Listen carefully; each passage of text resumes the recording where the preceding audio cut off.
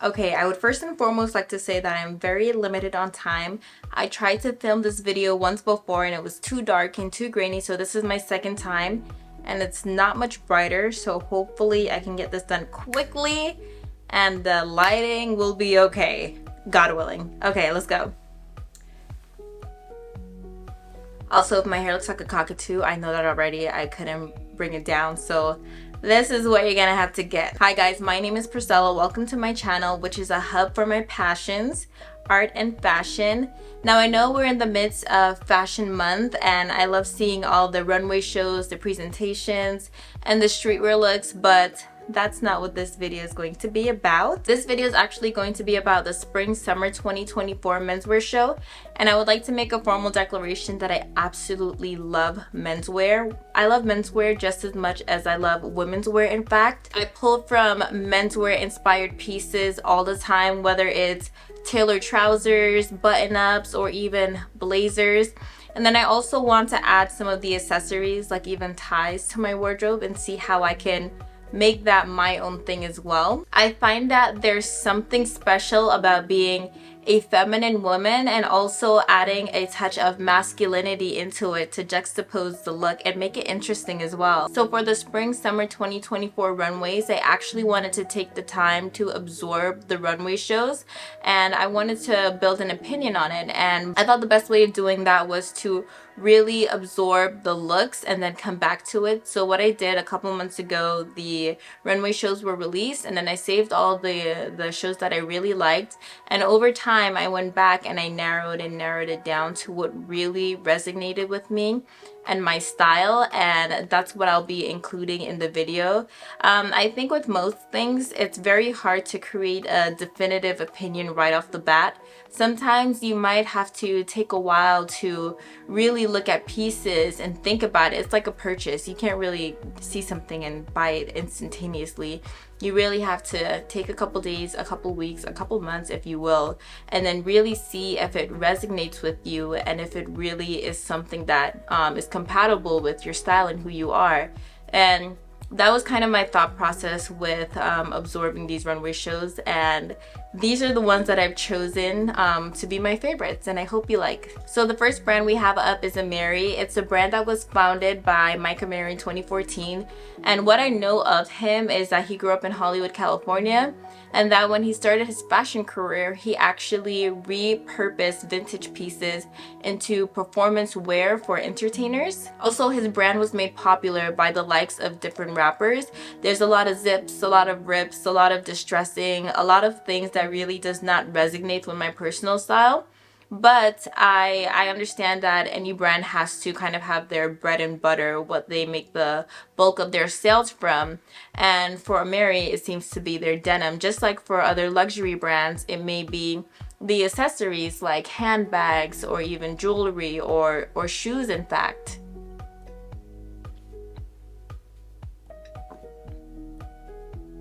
So as we dive into the collection, the idea behind it was a transatlantic duality.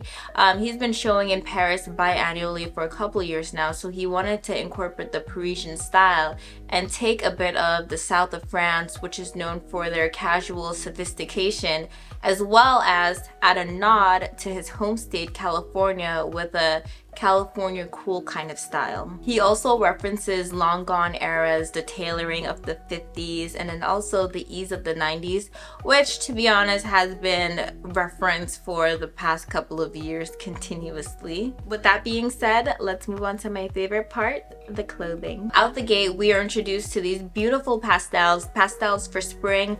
I love it. I will always love pastels for spring because I feel like spring is the signifier for the season of bloom. Things are coming back to life, and flowers and pastel colors, it's a representation of that. So pastels, florals for spring, is it groundbreaking? No, I wouldn't say so, but I will continuously love on it, whether it's a literal or figurative motif. I will always be appreciative of all the florals in springtime in real life and in fashion. His obvious nod to Paris was this bistro set that was made of leather, and it's so beautifully woven together. We see tweed two pieces with floral embellishments. if I sound like I'm speaking a little bit weird or funny, I wear retainers, and I feel like I'm learning how to speak with retainers, and then every time I take it off, I feel like I'm also learning how to speak without retainers. And then in between, I'm always biting my tongue, and that creates a whole other thing that I have to deal with trying to speak with a bitten tongue. So if you cannot understand me, I will figure out how to put captions on, okay? Not that I extensively know of the brand, but my idea for Amiri was always more of a rock and roll, grungy, more masculine kind of style, but I love the element of femininity that has been added to this runway show. We also have a lot of unconventional fabrics like tweed and boucle, with Swarovski crystals, I might add. We don't see the modern man wearing these fabrications. Twill, yes, but tweed, no. While I don't think this collection is necessarily for the summertime, where I think it can sit nicely is between a cold winter and a nice cool spring. Pins are made from leftover fabrics, and we really appreciate that because not only does it add to the artistry of the look, but it takes an accessory that can turn a more conventional outfit into something a little bit more special, and better yet, it creates less wastage. We then see pulled from the 50s some retro crop jackets and some updated picnic checks. There's an element of self-styling as well. There's suiting half tucked into cummerbunds and ties that are just casually draped across the shoulder, but it can also be used as a belt or as a wristband. It can be anything you want it to be. Just like the flowers, which are an accessory, can be pinned to the breast, to the hip, and they also have it shown in hand as well. I can't imagine the commitment it takes to hold on to fabricated flowers, but I think when done well and executed well, it looks really good. The overall feel is that there's a lot of casual looks that are made to feel elevated. We see these pants, which are large and pleated, and then it's paired with these extended, oversized, slouchy shoulders, and it gives it more of a relaxed look, but also allows it to be bold and expressive as well. And while brands like Louis Vuitton, LV are sticking to the streetwear aesthetic, I appreciate anything that moves away from that. And I appreciate that this runway show also shows that, you know, unlike France, California is not a hub for fashion in my opinion, but it shows that, you know, if we choose aesthetics or even inspiration from collections like this, there's a way to mix that kind of California laid back vibe with something sophisticated and tailored as well. So next we have the man, the myth, the legend, Dries Van Noten. I wanted to start off by reading this quote that pretty much summarizes the show. We wanted to make a study of elegance to make it very masculine. So we asked, what is masculinity now? And how can we make elegance also young and interesting to the young? I think streetwear is one thing and it's fantastic. But I also think people want more ways to dress to express who they are and to enjoy. I would say this collection is a stark contrast to his autumn-winter 23 collection, which was more streetwear inspired, to be honest. And I'm very glad it was a stark contrast, even though I did like that collection in a way. It's the prince. The prince gets me. I love his prince.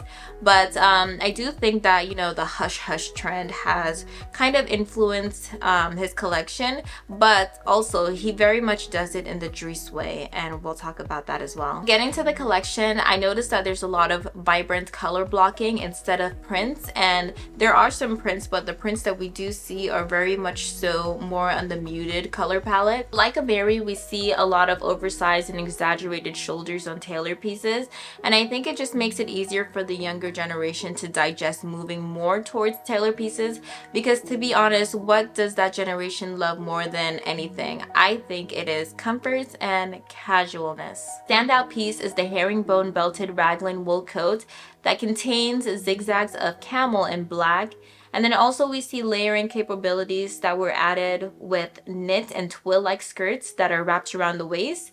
And in this position, it actually reminds me of when you're a child and you have a long t-shirt or like a denim jacket and you tie it around your waist, but this is more of a sophisticated way of doing it, very much more so elegant. And don't quote me, but I think some of the pieces are made of this linen knit, which is amazing because you have the beautiful drape of the knit, but then it's also linen, which allows it to be lightweight and breathable. And I think oftentimes with linen, people who love linen, the bane of our existence is the fact that linen is often very wrinkled, so it leaves you looking a little bit disheveled or not polished. But with this kind of fabric, it allows you to look nice and elegant, sophisticated. The collection also leans into what's very popular this season, metallics. There's this gold button-up paired with earth tone pieces and a bronze shirt and coat with gold sequin shorts that instantly come to mind. And if we're being honest, a Dries show wouldn't be a Dries show without some kind of print. We see muted optical prints that are subdued in colors, but are still very much statement-like and make an impact. And even those who don't have a passion for fashion, I think will still find this very much wearable. I would say sans the sheer top because I think it would take a very confident man to wear that anyway, but it also begs the question, men are more accepted, or it's more acceptable for men to be shirtless, right? Just in our society. So why is it that wearing a sheer shirt is considered effeminate when it's like half a layer up from being completely naked? I think that when styled properly, a sheer shirt can be very elegant and very sophisticated and good for an evening out at least. My alfalfa! I have a couple alfalfas. Hints of streetwear were not amiss with the inclusion of shorts and joggers, and the casualness was even more emphasized with the hems of shorts being raw and frayed, similar to what we saw on some of Amiri's looks. Overall, the collection focused on tailoring, silhouette, movement, and shape, and the easy fabrics allowed for a lot of flow. I also like the idea of having a more conventionally tailored piece, but also adding an element of casual to it because it allows for the reinterpretation of what is elegant, and it brings the younger crowd in and allows them to have garments or even looks that's a bit sophisticated, but at the same time it can be effortless and also comfortable. And to me, this Dries man is very much suave, romantic, very worldly. He actually reminds me of the La Mer man, but with a little bit more personality. Okay, so next on the docket we have Hed Mayner, a brand that has been showing for 3 years now. He is an Israeli designer that actually won the LVMH Karl Lagerfeld Prize in 2019. He also collaborated with the likes of Reebok. It's a great way for a brand to expand their consumer base. It's actually a way that I found one of my favorite brands right now. Grace Wales Bonner is the designer behind Wales Bonner, and it's a brand that I really love. I actually was introduced to them when they did the collaboration with Adidas initially.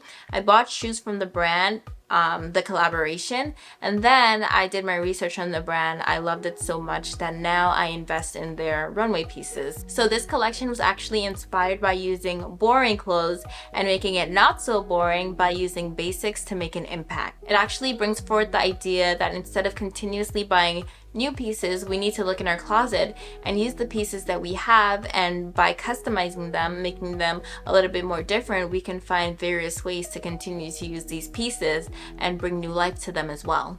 They explore shape, proportion, and contrast by understanding the fundamentals of clothing material and cut. Oversized may be an understatement for this collection. The exaggerated silhouettes are a bit excessive, but it's the textures, the structures, the warping of the garments that are quite intriguing. The boring clothing are reinterpreted in a new manner. There's this jacket that looks like it's literally made out of a cardboard, and then there's this intentionally wrinkled button-up that has my vote because as someone who's very resistant to using an iron, I love anything that I can just grab and wear, and hopefully the final look of something like this does not look disheveled, because that's the opposite of the intention when it comes to creating looks, at least for me. Layered pieces are even more gargantuan due to the silhouette of the size, and the color palette is just the perfect muted transitional autumnal colors. You have your whites, your navy and white stripes, your browns, your greens. It's just an array of colors that scream serene. I would say my favorite part of this collection were the accessories. There's no better way to jazz up a look than to wear some interesting accessories. We have the elongated belts, the key earring, the key chain, which is honestly both DIY-able. And then we have the hat, which, if my big head can fit, I would love to wear, because there's always an element of spice that can be added to an outfit. I like to wear sometimes very plain and simple silhouettes, so accessories sometimes can be very much key. As a lover of all things basic, I really appreciate anyone who tries to reinterpret or reinvent what we look at as basic into a new way. And I think that this runway show really resonates with my personal style, and grabbing a piece or two would be absolutely perfect. Everything is not needed because a lot of it is what we already have. Maybe if you want to grab an elongated belt, or in my case maybe a hat that will fit my head, or a pinstripe trouser, I think that one or two pieces would work well with almost anyone's wardrobe, to be honest. We are now moving on to Mr. Yamamoto, Yohji Yamamoto, of course. So the story behind this collection is that him and his daughter were supposed to go to a Bob Dylan concert. He actually got sick and she went. Upon her return, she told him that there was a stark contrast between the darkness of the setting and also the light on the stage. From that, he pulled gray and white fabrics paired with black to represent the contrast between light and darkness. I would say that if that was the case, the inspiration behind his collection has been the same inspiration for the last couple decades, because he's widely known for using this palette, which is black, gray, and white, for more decades that I've been alive, to be honest. References come from art books from the Middle Ages to current day, along with architecture and art to represent the different periods merged into one. The standout color is red, which is meant to represent chaos and all the bad things that are going on in the world today. Now to the nitty-gritty. Slouchy silhouettes have been a long staple for Yohji. Needless to say, the man does it very well. Out of all the collections, I think that this has the most artful approach. We see white trousers, waistcoats, and coats held together by safety pins, lapels with unfinished edges. We continue this conversation of an intentionally finished, unfinished piece, and this adds to the artisanal look, which is popular with the likes of Margiela and Comme des Garçons, and my closet seems to like it as well. It sparks the idea that perfection is not necessary, and I'm actually an advocate of that, because I love things that are based in reality. I love things that are used and worn and are shown love. I love pieces that become pieces because of how much the users wear it. Also, the no waste left behind movement ensures that scraps are used to create embroideries. I also love the pieces that are printed with various artworks, as well as Yohji's face. Where I live, no one would be the wiser to know that Yohji Yamamoto's face is printed on my shirt, blazer, or trouser. It would just look like some kind of cool printed item. All in all, while I do love the collection, I do think it translates a little bit into pirate attire, but I do believe in pulling one or two pieces from a collection that you love. And nothing specific, because to be honest, I do love a lot of individual pieces, but if you like one or two pieces, that would be easy to incorporate into your wardrobe, since these are basic color palettes anyway, and you can create your own eclectic look.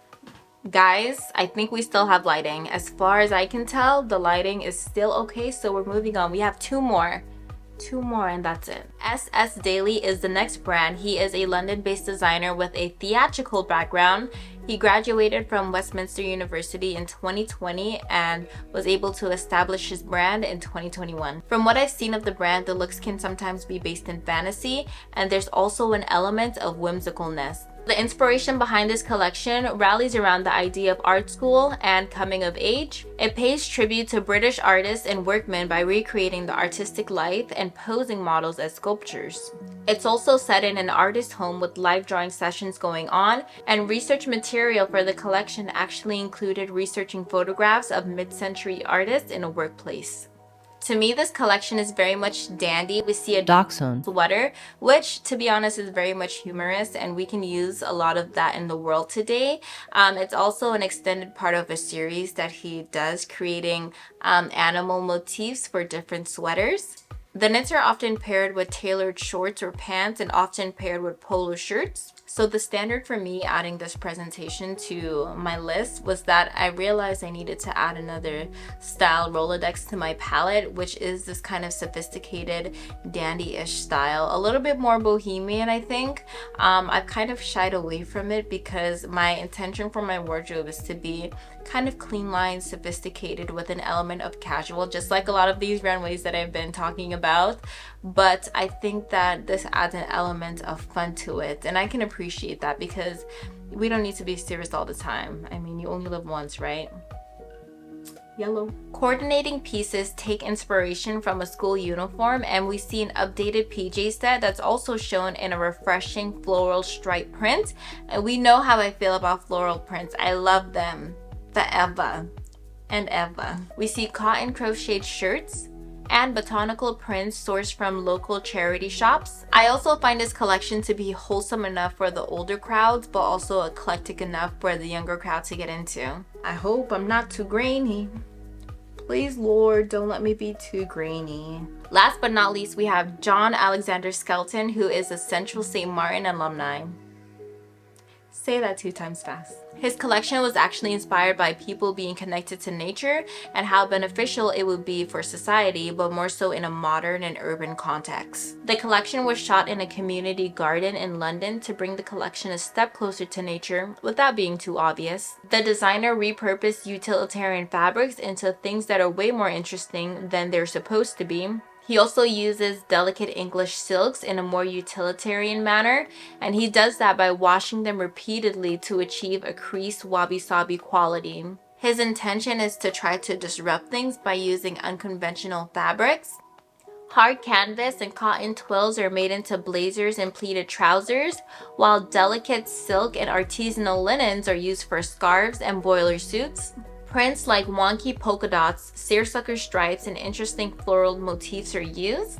And to be quite honest, when I was making the list of collections that I really liked, I added this one, but I figured that I would quickly remove it from the list. But as I narrowed it down and down and down, this remained. And I really sat there and thought about why. I live in a Mediterranean / desert climate, so it can get very, very warm in the summer. And I like intentional fabrics, meaning that when I saw the presentation, I didn't at first love how worn in the items used, but I'm like, that's perfect for my closet because I need these lightweight linens and cottons that are meant to be a little bit worn, and then you can wear different styles with them, like something that's more pleated and more straight that adds a different element of interest to it. So I would say that I was a little bit resistant to the presentation, but I realized that there's a reason why it kept staying on my list and I refused to remove it, that I actually like something about this collection, and I think it's the fabrication but also the funkiness that we were talking about. I wouldn't say this is necessarily bohemian, but there's this rustic kind of grandpa vibe that I guess is in me as well, and maybe I need to add that to my Rolodex of style palettes that I already have. That's what I kind of love with the evolution of style. Like, why would you want to stay with the same style forever and ever and ever? Fashion is meant to be fun. It's meant to be interesting, to try new things. And I think for me and my style and my evolution of style, I think I will be adding more pieces like this that creates a little bit more of a unique grandpapa look for me. Okay, so that was my complete list of shows and presentations for spring summer 2024. I hope that you found this interesting, and I hope that maybe you might have learned a brand or two that you never heard of. I'm very much as interested in menswear as I am women's wear. I watch it equally, I would say, and I have about equal amount of clothing. So I hope that you were able to gain a little bit from this video. I would say that my favorite show would have been Dries. I think, unsurprisingly, I just love it. I don't know what it is about it, but my soul gravitates towards his women's wear and then his men's wear. Oh my god, I can't wait until the spring summer 2024 shows come out. I think it's supposed to come out in a week or so, so I'm very excited for that. I hope that you like, comment, and subscribe if your spirit moves you to do so. Thank you for watching. I'll see you in the next one. Bye.